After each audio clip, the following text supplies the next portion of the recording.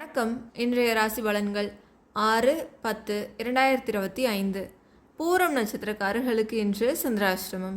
மேஷம் முயற்சி, ரிஷபம் நன்மை, மிதுனம் பக்தி, கடகம் ஆரோக்கியம், சிம்மம் கோபம், கன்னி சிக்கல், துலாம் பணிவு, விருச்சிகம் நலம், தனுசு நட்பு, மகரம் கவலை, கும்பம் தெளிவு, மீனம் உற்சாகம்.